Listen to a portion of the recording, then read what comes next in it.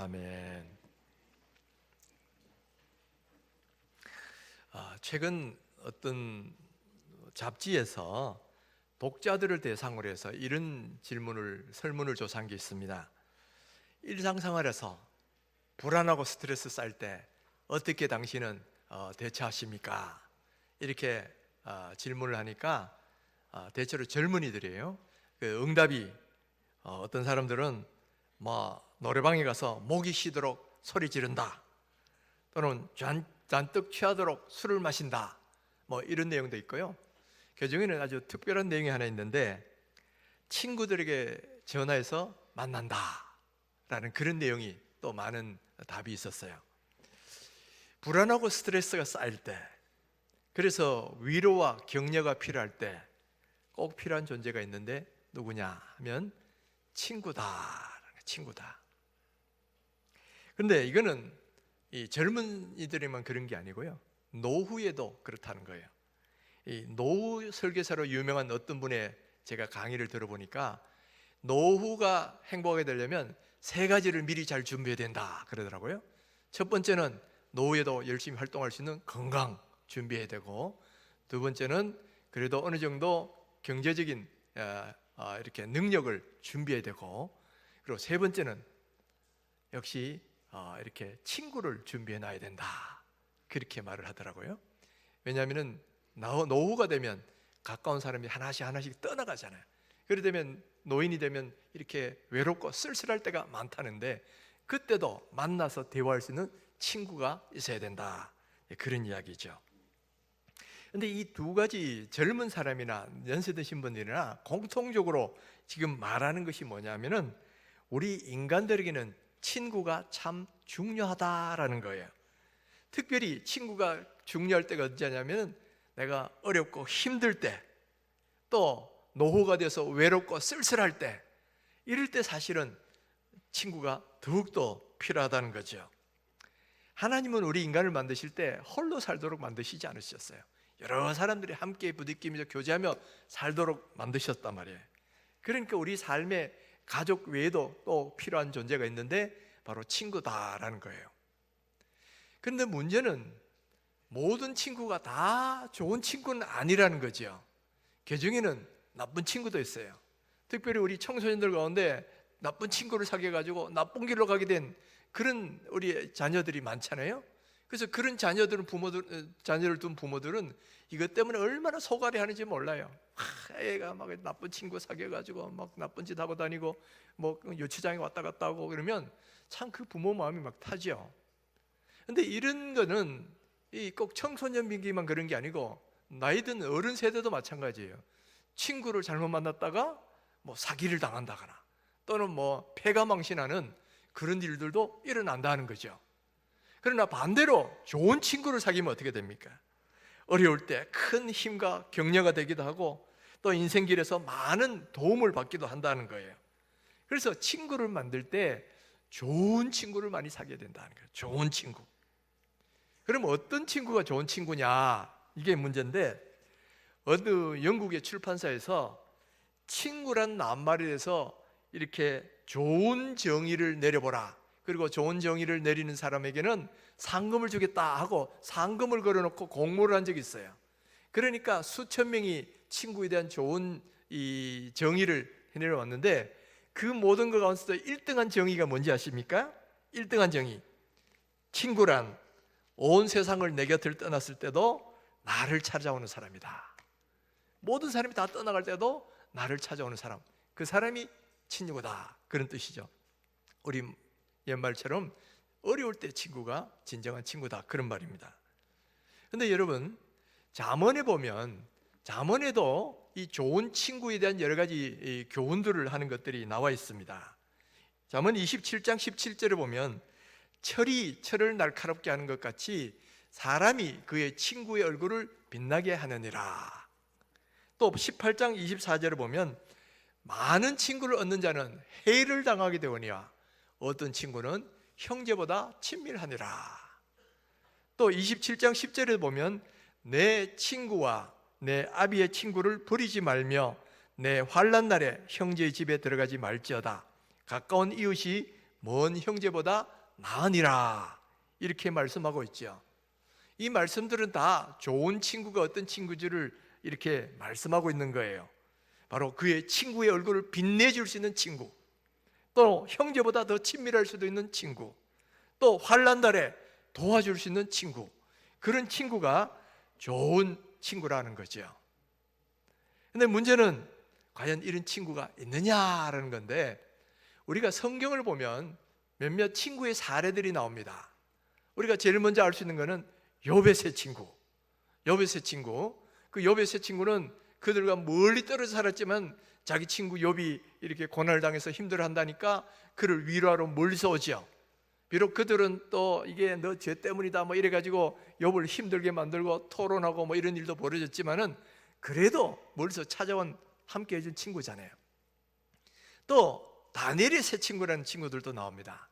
다니엘의 세 친구는 함께 이 이스라엘에서도 잡혀간, 또 어떻게 보면 운명 공동체죠. 그 먼 타국에 가서 이렇게 잡혀가 있는 포로예요.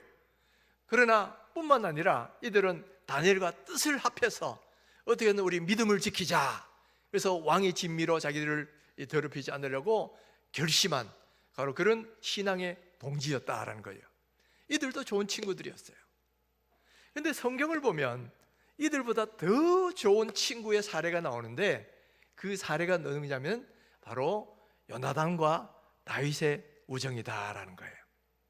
이 요나단과 다윗의 관계는 어떤 친구 관계보다도 정말 밀접한 그런 우정을 나눈 친구였다는 걸 볼 수 있어요. 이들의 우정은 다윗이 골리앗을 죽이고 사울왕에 나왔을 때 시작이 됩니다. 성경은 이때 장면을 이렇게 묘사하고 있어요. 다윗이 사울에게 말하기를 마침에 요나단의 마음이 다윗의 마음과 하나가 되어 요나단이 그를 자기 생명같이 사랑하니라. 지금 이 다윗이 이 골리앗을 죽이고 왔는데 그를 보니까 이 요나단이 마음이 딱 맞는 거야. 그래서 그를 자기 생명처럼 사랑했다, 이렇게 말씀하고 있거든요. 그런데 사실은 이 친구가 되기 쉽지 않은 관계예요. 왜냐하면 요나단의 신분은 뭡니까? 지금 이스라엘의 왕의 후계를 이어갈 왕세자예요. 거기에 비해서 이 다윗은 뭐 공을 세우기는 했지만은 미천한 목동의 신분이란 말이에요. 그러니까 왕세자가 목동을 대상으로 친구 삼자, 이게 쉬운 일이 아니잖아요. 그런데 이 요나단은 신분을 넘어서 그 다윗에게 마음이 합해지고, 그러니까 자기 생명처럼 사랑해서 친구 관계를 맺었다라는 거예요. 친구 관계를 맺을 뿐만 아니라 자기가 가지고 있는 뭐 겉옷 얼마나 멋있겠습니까? 군복, 칼, 활, 띠 이런 것도 다윗에게 아낌없이 다 주었다라는 거예요. 그러니까 신분을 넘어선 우정이었다는 거예요. 뿐만 아니라 이런 우정은 그 이후에 자기 아버지 사울왕이 다윗을 계속해서 죽이려고 할 때도 지속이 됩니다. 아버지가 자꾸 다윗을 죽이려고 하니까 이 요나단이 그걸 만류를 해요. 그는 나쁜 일 한 적이 없습니다, 좋은 사람입니다 하고 자꾸 만류하지만은 그래도 아버지 마음을 돌이킬 수 없는 거예요. 그러니까 아버지가 자꾸 죽이려고 하니까 나중에는 어떻게 하냐, 그 다윗을 피신시켜줍니다. 미리 내부 정보를 빼내서 다윗을 하여금 도망갈 수 있도록 만들어줬다는 거예요. 그런데 이 요나단이 다윗을 피신시켰다는 것은 단순히 그의 목숨을 구해줬다는 의미만 있는 게 아니에요. 여기에는 엄청난 자기 희생이 들어가 있는데, 뭐냐면은 자기가 장차 승계하게 될 왕권을 이 다윗에게 넘겨줬다는 말이에요. 요나단은 다윗이 왕이 될 몸이라는 걸 알아요. 그리고 그걸 인정하면서 앞으로 네가 왕이 될 것이다, 그리고 네가 왕이 되면 나와 내 집안을 이렇게 생명을 보장해달라, 그래가지고 맹세를 합니다. 그것은 뭘 말하냐면은 이 요나단이 다윗을 친구로 삼았을 때는 자기의 왕권까지도 내어준다는 거예요. 여러분, 이게 얼마나 대단한 운정인지 알 수가 없어요. 왜냐하면 권력이란 것은 형제 간에도 나누지 않고요, 부자 간에도 나누지 않는다는 그런 말이 있습니다. 우리가 과거 역사를 보면 이 형제들끼리 왕권도 틈을 해가지고 서로 죽이고 살렸던 사례들이 얼마나 많은지 몰라요. 그래서 그 왕권 다툼에서 승리한 사람은 왕이 되고 패배한 사람은 다 비참한 죽음으로 끝나는 게 형제간의 왕자인 난들의 결과예요. 또 아들이 왕권 차지하려고 아버지를 대항해서 이 쿠데타를 일으키는 그런 사례들도 많이 있죠. 우리나라 역사에도 보면 후백제를 세운 견훤이 아들이 신검이 있는데, 신검이 보니까 아버지가 자기 동생을 왕으로 세우려고 하는 거예요. 그러니까 거기 불만을 품고 세력을 교합해서 아버지를 몰아내고 자기가 왕이 되는 그런 일이 일어났죠. 결과적으로 그것 때문에 나중에 아버지가 고려로 망명가고, 결과적으로 그 때문에 후백제가 아주 몰락하게 되는 그런 결과가 되어버렸는데, 바로 아버지를 몰아내고 자기 왕을 되는 거, 그건 멀리 갈 것도 없어요. 성경에도 보면 압살롬이 자기 아버지 몰아내고 왕이 되려고 했지 않습니까? 이게 바로 권력의 속성이에요. 또 뿐만 아니라 여러분, 이 재력도 마찬가지입니다. 오늘날에도 보면 어느 재벌가 회사를 경영권 서로 차지하려고 막 그 왕자의 난이라는 형제들끼리 다툼하는 거 우리 신문에 많이 보잖아요. 또 개중에는 아버지를 몰아내고 경영권 차지하려는 그런 아들도 있었습니다.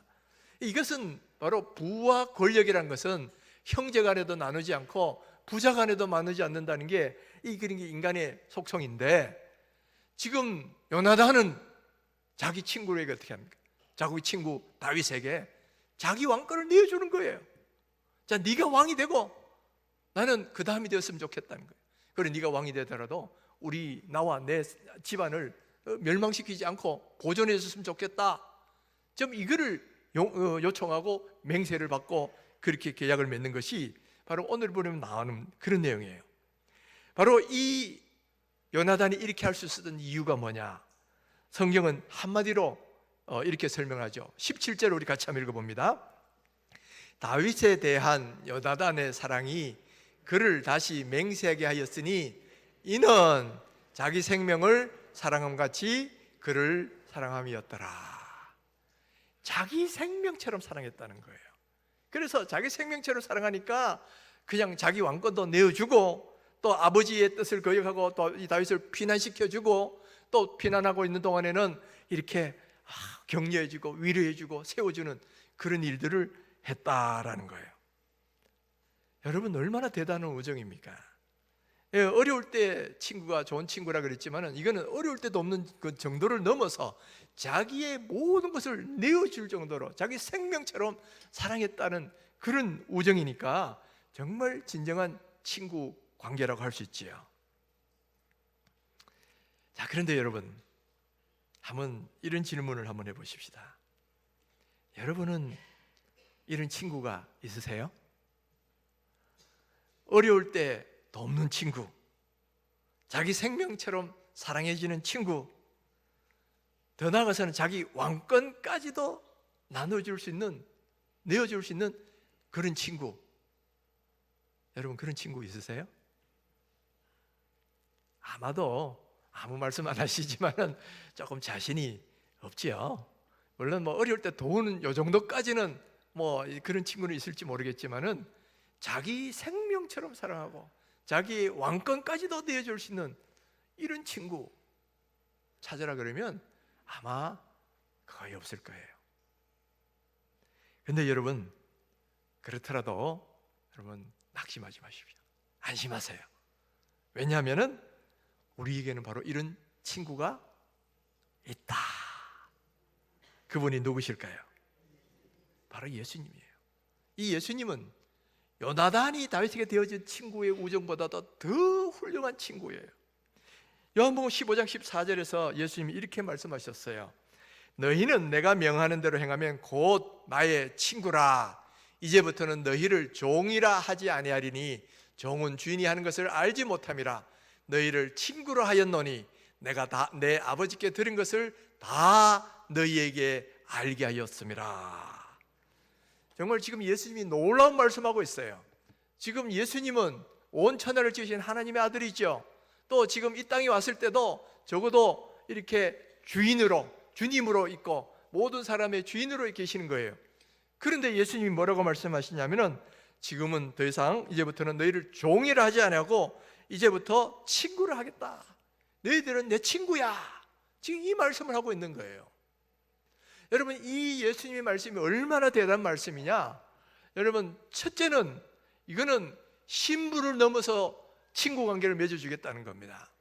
바로 죄인 된 우리를 친구 삼아주시겠다라는 거예요.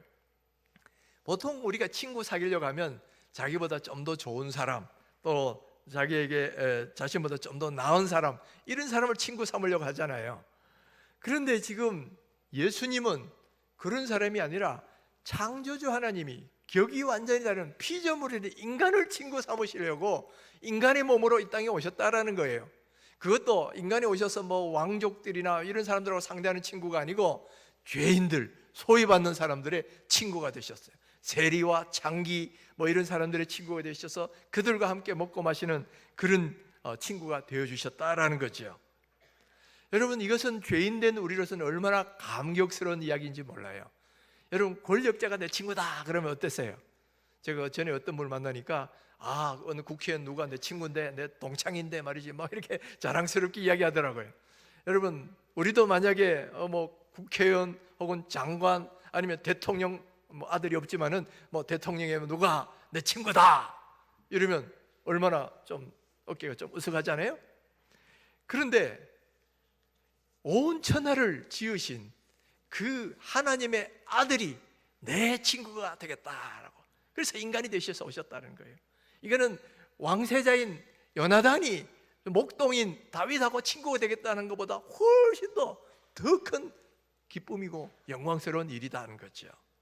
그것도 나 같은 죄인을 사랑하셔서 그런 죄인을 찾아오셔서 친구가 되어주시겠다는 거예요. 여러분, 이거 얼마나 영광스러운 일입니까? 얼마나 감사한 일입니까? 여러분, 나는 좋은 친구, 뭐 멋있는 친구 없다 해도 전혀 여러분 두려워하지 마십시오. 바로 나에게는 하나님의 아들 예수님이 나의 친구다는 거예요. 같이 한번 따라해 보실까요? 하나님의 아들이 내 친구다. 하나님의 아들이 내 친구다. 아멘이십니까? 이걸 꼭 믿으시기 바랍니다. 얼마나 영광스러운 일인지 몰라요. 뿐만 아니라 이 친구는 어떤 친구냐? 자신의 생명을 우리를 위하여 내어주실 정도로 우리를 사랑하시는 친구였다라는 거예요. 요나단은 자기 왕권을 내줄 정도로 생명처럼 사랑했지만은 예수님은 왕권이 아니라 자기 생명을 대신 내어줄 정도로 우리를 사랑하신 그런 친구셨다라는 거예요. 미국 남북 전쟁 때 일어난 일입니다. 북군에서 전쟁터에 나갈 사람을 한 마을에서 이제 이렇게 뽑아가는데 제비뽑기를 한 거예요. 그런데 불행하게도 제비뽑기에 걸려서 이제 그 군인으로 나가야 될 사람이 하필이면 어떤 사람이 있냐? 막 부양해야 될 가족도 많고 또 부모님도 있고 또 이 사람 아니면 그 가족을 부양할 사람이 없는 그런 사람이 이 군인이 돼가지고 나가게 생긴 거예요. 그러니까 그 친구 가운데 그걸 참 안타깝게 여긴 친구가 하나 있었어요.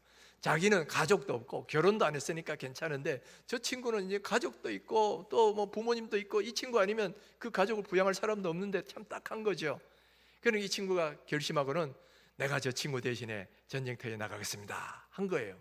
그러니까 모병관이 보니까 그 감동적이거든요. 그래서 대신 이 친구가 전쟁터로 나갔어요. 근데 한편으로 이 친구를 전쟁터에 내보내고 이렇게 자기 가족을 부양하고 있는 친구는 늘 그 대신 전쟁터에 나간 친구에 대해 고마움이 있는 거죠. 그러면서 신문을 보면 먼저 전쟁 기사부터 읽습니다. 혹시 내 친구가 전사자 명단에 있나 하고 이렇게 보는데 어느 날 불행하게도 큰 전투가 있었고 그 전투에서 친구가 그만 전사하고 말았어요. 그래가지고 그 전쟁난을 딱 보니까 전사자 명단을 보니까 자기 친구 이름이 거기 딱 들어있는 거예요. 그러니까 너무나 가슴 아픈 거죠. 너무나 한편으로는 참 안타깝기도 하고 가슴 아프고 고맙기도 하고 별별 생각이 다 들어가지고 그 친구의 시신을 찾았어요. 그리고 자기 가족 묘지에 안장을 합니다. 그리고 묘비를 세울 때에 거기에 친구 이름을 쓰고 뭐라고 묘비명을 썼느냐면 그는 나를 위해 죽었다. 그는 나를 위해 죽었다. 내 대신 죽었다는 거죠. 그러니까 참 그 친구의 그 우정에 정말 감사할 수밖에 없다는 거죠. 여러분, 이런 친구가 있다는 게 얼마나, 대신 죽을 수 있는 친구가 있다는 게 얼마나 감사한 일입니까? 그런데 우리에게도 묘비명에 그는 나를 위하여 대신 죽었다 라고 쓸 수 있는 친구가 있는 거예요. 바로 예수님이란 말이에요. 우리가 죽어야 될 그 죄를 위해서 예수님이 대신 십자가에 달려 돌아가셨어요. 그리고는 우리에게는 죄 사함의 은혜, 또 의롭다 하신 은혜, 하나님의 자녀가 되는 그런 권세를 주셨다라는 거예요. 그러니까 우리는 그는 나를 위해 죽었다라고 고백할 수밖에 없는 그런 친구를 가지고 있는 거예요. 예수님이 이런 말씀하셨죠. 사람이 친구를 위하여 자기 목숨을 버리면 이보다 더 큰 사랑이 없다 그랬는데, 예수님이 바로 우리를 위해 그 생명을 내어주시고 대신 죽으신 친구였다는 거예요.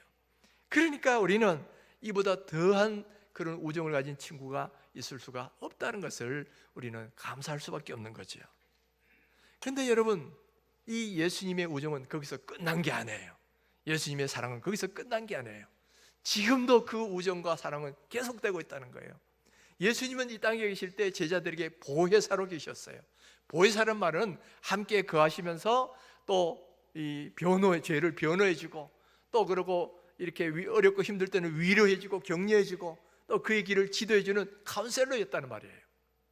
근데 예수님이 이 땅에서 이제 떠나실 때 대신 내가 다른 보혜사를 보내주겠다 했는데, 그 보혜사가 성령님이셔요. 근데 예수님이 바로 그 성령님을 통해서 다시 이 땅에 우리 안에 계시고, 우리 안에 지금 우리와 함께 계신 거예요. 그러니까 이 보혜사이신 예수님이 지금도 어떻게 하고 계시냐면, 우리와 함께 계시고, 우리가 어렵고 힘들 때는 위로해 주시고 격려해 주시고 일으켜 주시고 힘과 능력도 주시고, 또 어디로 가야 할지 길도 가르쳐 주시고 지혜도 주시더라는 거예요. 바로 이분이 바로 보혜사셔요.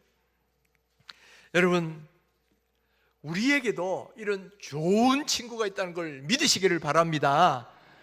여러분, 우리는 자꾸 인간의 관점으로 바라보니까 나는 저런 친구가 없지, 나는 힘들고 외로울 때 어떻게 하지, 이렇게 고민하는 분들도 계실 수 있어요. 그러나 사실은 보면 우리는 세상 어떤 친구보다 더 좋은 친구를 우리는 갖고 있는 거예요. 그것도 신분도 저 하나님의 아들이신데 자기를 낮춰서 나와 함께 친구가 되신 분, 뿐만 아니라 자기 목숨을 나를 위하여 대신 내어주신 분, 뿐만 아니라 지금도 내 곁에서 계속해서 위로해 주시고, 내가 죄를 짓을 때는 변호해 주시고, 또 내가 어디로 가야 할지 모를 때는 나를 가르쳐 주시고 세임과 능력으로 격려해 주시는 그런 보혜사 하나님이, 보혜사 예수님이 지금 내 곁에 친구로 계신다라는 거예요. 여러분, 이걸 믿으셔야 돼요. 아무리 예수님이 우리의 친구 되신다고 말을 해도 내가 그걸 믿지 않고 그 친구에 나가지 않으면 그건 없는 것과 똑같은 거예요.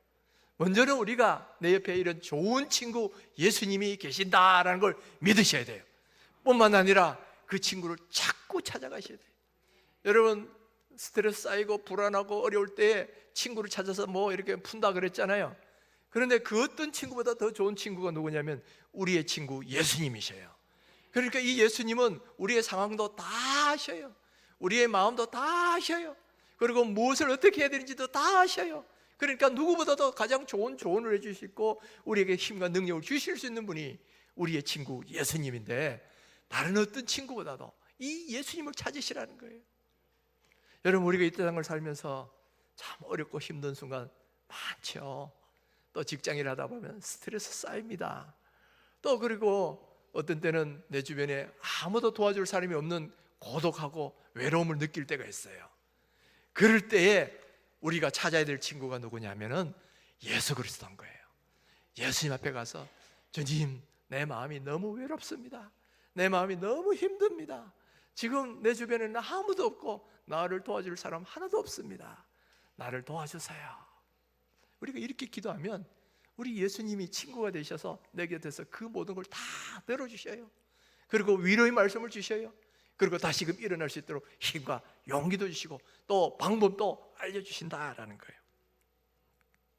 그래서 여러분, 찬송가 369장에 보면 죄짐 맡은 우리 구주 어찌 좋은 친구인지, 이 찬송이 있잖아요. 이 찬송이 바로 예수님은 내 모든 이 걱정것이 맡아주는 친구다, 이제 이렇게 하는 찬송인데, 이 찬송을 누가 지었느냐 하면은 이 조셉 스크라이븐이라는 분이 지으셨어요. 이분은 1819년에 아일랜드 수도인 더블린에 태어나서 더블린에서 가장 최고 명문대학인 트리니티 대학을 졸업합니다. 그리고 거기서 문학을 전공하고 나중에 교직에 몸을 담게 돼요. 근데 그 기간 동안에 예수님을 믿고 거듭남은 체험을 합니다. 근데 이 스크라이본의 앞에는 이렇게 예수를 믿었지만 어려움이 닥치게 해요. 1843년에 결혼식을 앞두고 있었는데 하루 전날에 그만 그 약혼녀가 강을 건너오다가 물에 빠져서 죽게 되는 거예요. 그것도 그 남편이 될 이 약혼자인 스크라이본이 강 건너편에서 보았는데 물에 빠져 죽는 걸 보는 거예요. 그런데 아무것도 할 수도 없으니까 이게 얼마나 큰 충격이었는지 그때부터 이 시리에 빠집니다. 아무 일도 할 수 없는 거예요. 그래서 너무 고통스러워가 안 되겠다. 2년 뒤에는 여기서 떠나자 해가지고 저 캐나다 온타리오에 건너갑니다. 그리고 거기서 한 10년쯤 있으면서 그 상처도 점점 아물고 그 지역에 정착도 하고 또 그러면서 새로운 또 여인을 사랑하게 됩니다. 그 여자는 펜컬리 집안의 친척인 엘리자 로슈라는 여성이었는데 이 여성을 사랑해가지고 이제 약혼을 또 해요. 근데 이제 결혼을 앞둔 얼마 전에 또 이 여성이 또 죽습니다. 폐렴이 걸려가지고 4개월 동안 시름시름 앓다가 결국 세상을 떠나게 돼요. 그러니까 사랑했던 2명의 약혼자를 연거푸 잃게 되니까 얼마나 지금 충격이 크겠습니까? 너무너무 힘들어가지고 하나님 왜 2번째 이 약혼자까지 데려가십니까? 하고 있는데 또 다른 비보가 들려옵니다. 이번에는 아일랜드에 계신 어머님이 지금 생명이 위독하시다라는 거예요. 그러니까 지금 안 그래도 지금 절망스러운데 어머니까지 위독하다 그러니까 너무 감당할 수 없는 슬픔이 막 그를 누르고 있는 거예요. 그러니까 할 수 있는 건 기도밖에 없어요. 그래서 하나님께 무릎을 꿇고 기도합니다. 하나님, 저는 사랑하는 약혼을 2번씩이나 잃었습니다. 저는 지금 외롭고 고독합니다. 그런데 지금 제 어머니는 더욱더 외로움 가운데 있습니다. 지금 우리 어머님의 친구가 되어주시고 그 병을 낫게 해달라고 간절하게 기도한 거예요. 그리고 또 동시에 뭐라고 기도했냐면 이제부터 저도 외로운 사람의 친구가 되겠습니다. 그리고 주님만을 위해 평생 살겠습니다. 이렇게 기도를 하고 난 뒤에는 그 다음 저는 이제 신학을 공부하고 목사가 됐어요.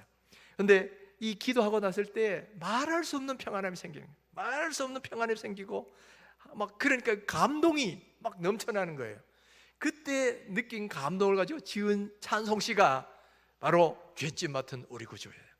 죄짐 맡은 우리 구주 어찌 좋은 친구인지 걱정 근심 무거운지 우리 주께 맡기세. 2절이 뭡니까?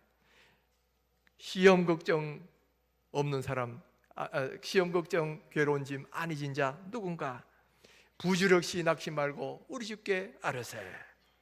이게 1절 2절 가사예요. 그때 지은 이 찬송시가 요 1절 2절이었습니다. 그러고 나서 이때 이후로부터 그의 삶이 달라져서 이제 목사가 돼가지고 열심히 말씀을 전합니다. 복음을 전하는데 어떤 때는 뭐 핍박도 받기도 하고 야유를 받기도 하고 경찰서에 연행되기도 했지만은 끝까지 복음을 전했어요. 그리고 산상수훈을 그대로 실천하기 위해서 자기 소유를 가난한 자에 다 나눠지고 검소한 삶을 살았습니다. 그러다가 어느 날 자기 고향 아일랜드를 딱 방문해 보니까 이 고향 사람들 보니까 아주 남루하게 왔다 이 말이에요. 그러니까 막 조롱하고 조소하는 거예요. 그때 또 지은 시가 이겁니다. 바로 3절. 세상 친구 멸시하고 너를 조롱하여도 예수 품에 안겨서 참된 위로 받겠네. 그래가지고 이 3절의 그 찬송시가 완성이 되었다라는 거예요. 여러분, 우리에게도 좋은 친구가 있어요. 이 스크라이본이 이렇게 2명의 약혼자를 계속해서 연속적으로 잃고 또 어머니마저 병석에 있다는 거 또 갈 수도 없고 혼자서 고민하고 있을 때 바로 친구 되신 예수님 앞에 다 기도하니까 예수님이 다 그의 마음을 위로해 주시잖아요. 격려해 주셔요. 그러니까 거기서 힘을 얻고 나도 이제는 어려운 사람, 외로운 사람의 친구가 되어야 되겠다 하고 그 다음부터는 복음을 전하는 자가 돼가지고 열심히 사역을 했지요. 여러분, 우리에게도 좋은 친구가 있음을 믿으시기 바랍니다. 이 친구는 요나단보다도 더 좋은 친구예요. 생명까지 아낌없이 우리 가운데 내어주시는 분이고 저 하늘의 영광 보시고 자기를 낮추셔서 우리와 같은 친구가 되신 분이에요. 그리고 그분이 바로 지금도 우리 곁에서 우리를 위로하시고 격려하시고 우리에게 좋은 또 이렇게 방향도 알려주고 계셔요. 여러분, 우리에게 이런 좋은 친구가 있다는 걸 믿으셔야 돼요. 믿으실 뿐만 아니라 이 친구 자꾸 만나셔야 돼. 아무리 좋은 친구가 있어도 찾아가지 않으면 무슨 소용이 있겠습니까? 여러분, 어렵고 힘들 때, 그리고 외로울 때, 고독할 때 이 친구 대신 예수님을 찾아가셔요. 찾아가서 내 마음속에 있는 모든 괴로움들 다 이렇게 말을 해보세요. 여러분, 내가 답답할 때 친구가 있어서 다 들어줄 수 있는 친구가 있어서 다 말하고 나면 뭐 해법을 없어도 시원하지 않습니까? 그러나 우리 예수님은 들으면 주시는 게 아니고 좋은 해법도 알려주셔요. 그리고 또 힘과 능력도 주시고 하나님이 또 도와주신다라는 거예요. 우리가 잘 아는 한나는 아들을 못 낳아서 큰 고통 속에 있었어요. 또 그리고 그에게는 아들 못 낳는다고 구박하고 멸시하는 그게 또 라이벌이 있잖아요. 그러니까 그 모든 고통이 이중이 배가 돼가지고 막 그를 막 누르기 시작하는 거예요. 한이 맺혔죠. 그런데 그것을 어디로 갔냐? 하나님을 찾아갔어. 하나님 앞에 그걸 다 토해낸 거예요. 막 울면서 기도한 거예요. 그러니까 하나님이 위로해 주신데 그 다음 어떻게 됩니까? 다시는 수색이 없었더라.